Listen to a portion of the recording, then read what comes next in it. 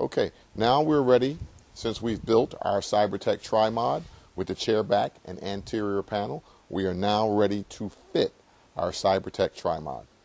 Again, same principle with the chair back system. Okay, very good. Right over left in the front. Very good.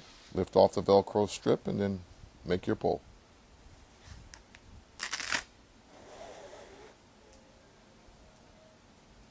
Very good.